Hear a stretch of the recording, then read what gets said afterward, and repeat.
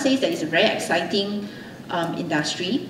However, it also comes with challenges because you get to meet different types of people, so you have to deal with different types of people. So this is actually the really hands-on learning experience that you may not be able to get it elsewhere. I think it has been Singapore so-called culture that F&B is about, you know, serving people and taking on the food and you know, a lot of people actually shun away from F&B industry. But actually F&B industry itself, I feel it's actually, it can be very sexy. Every cuisine is an art to me, you know, about how we do it and how we actually disseminate this information to the customer.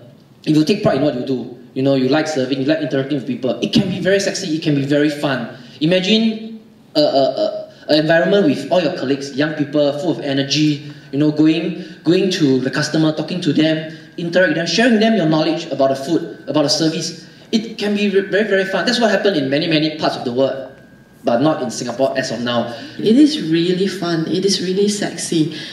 Just imagine you had words like slam, you know, this is a slam, it's a slam, but the slam is the energy, the vibrancy, it's really awesome. Where else can you learn what indeed is precision in regards to, say, time, temperature cooking, storage, and service precision, and adaptability? You could really have the most idiotic customers, but you have to adapt and you have to deal with it. If you can deal with really idiotic customers on the floor, it will help you.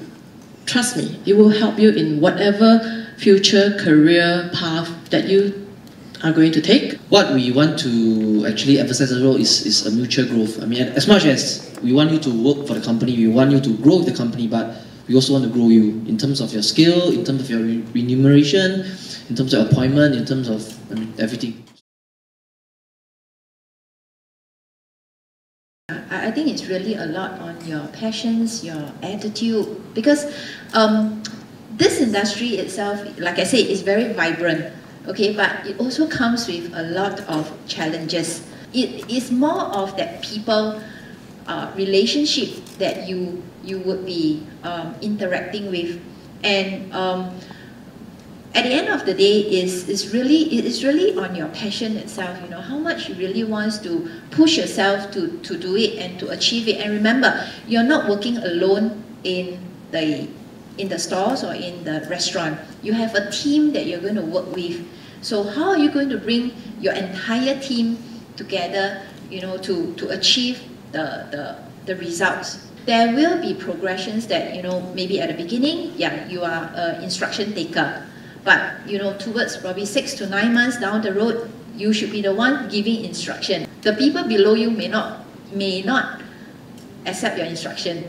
Then how are you going to manage them? So, and this takes a lot. How much are you willing to go for it? If you possess that drive and the passion and the determination, then I mean it boils down to the kind of direction, the kind of industry that you're interested in. Most satisfying was helping the restaurant make money, because without money we can't survive. The restaurant can't survive. So that's important. Bottom line is important. So it's one of the skills that I learned. Most demanding, I think, it's always the people management. Whether you manage your colleagues who may be of a lower subordination than you, and also managing your boss, who are also expecting you to deliver the very good operations, and which in turn will deliver the sales and the profits for the business. Okay, usually for F&B in particular, I think the challenges, I mean, if you talk about frontline, I think the common challenges is getting used to serving people, you know, getting used to the new environment. We have we have a proper HR department, we have our so-called customer service department, we have our training department. So usually, any of our so-called new hire, if they face any problem, they can always approach any of these channel to so-called check back and then to get certain solution. So I think I guess everybody here, they don't just look at a supervisory role for the next 3 to 5 years. I think maybe the first 2 years you want to learn, you want to take on something, and then after that you want to have career progression. look at how you can so-called climb the ladder. You would have to go through that process. You can't simply just say that, oh, I want to come in and I want to join these so-called positions, but yet you do not have that experience, that hands-on experience, because at the end of the day, the bloodline of our business is still back to service. So in regards of any departments that you are keen to move on, you must have that hands-on experience at the floor, because they would be still your customer that at the end of the day, whatever profile that you are taking up, you will be serving. For example, if you talk about marketing, you're talking about promotions, you would need to know what your consumers are looking for.